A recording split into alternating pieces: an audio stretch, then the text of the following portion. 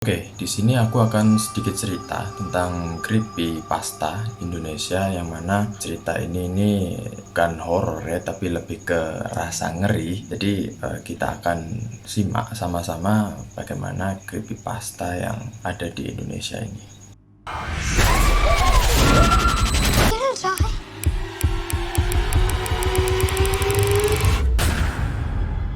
Oke, cerita ini berjudul Suara Keheningan. Setelah menjalani seumur hidupnya sebagai seorang tunarungu, sahabat baikku akhirnya mendapatkan implan koklea. Saat terbangun setelah operasi, kami semua mengerumuninya. Istrinya adalah orang pertama yang bicara dengannya. Saat mendengar suara yang paling ia cintai itu, sahabatku tak mampu membendung air matanya. Kami kemudian berbicara dengannya secara bergantian, mengenalkan suara kami kepadanya, dan ya, air matanya semakin mengucur deras. Ini sungguh emosional karena seumur hidupnya dia baru mendengarkan suara-suara ini. Saat kami semua selesai, yang tersisa adalah keheningan belaka. Dia kemudian menatapku dan menanyakan suara apa yang sedang ia dengarkan. Butuh waktu untuk mengerti suara yang ia maksudkan, dan saat aku paham, kukatakan padanya bahwa dia sedang mendengarkan keheningan. Dia menggeleng. "Hening tidak seperti ini," katanya lirih, seolah hendak meresapi dan mengenali suaranya sendiri untuk yang pertama kali. Seumur hidup, tak ada hal lain yang kudengarkan selain hening. Yang ini berbeda. Sebuah suara terdengar dari luar ruangan. Sahabatku ini sontak menegakkan badan.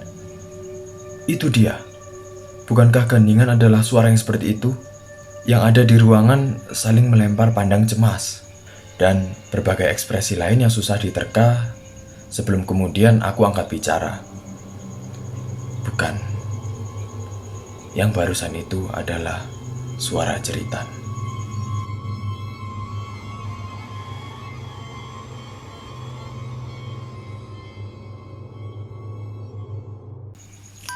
Oke, hingga akhir cerita, apakah kalian sadar kengerian apa yang ada dalam cerita itu? Oke, kita bahas. Yang pertama adalah dia menangis bahagia saat mendengar suara istrinya dan kawan-kawannya pertama kali. Ini menjadi hal menarik karena seumur hidupnya dia baru mendengarkan suara itu. Tapi sebenarnya ada sesuatu di balik itu. Tapi kita lanjut dulu. Yang kedua adalah momen ketika mereka semua sudah terhening. Nah, ini menjadi kuncinya. Ketika semuanya hening, dia tidak merasakan bahwa itu keheningan. Tapi ketika ada suara di luar, yang mana saat itu si sahabat yang tunarungu ini kemudian bangun dan berkata, "Nah, bukankah itu adalah suara keheningan?" Disitulah kuncinya.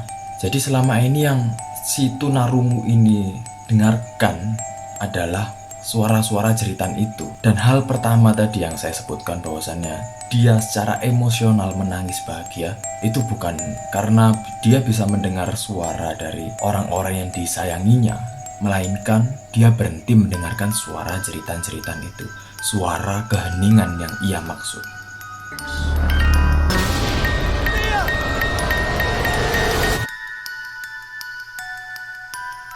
Dan bayangkan, sepanjang hari dia mendengarkan suara jeritan-jeritan itu.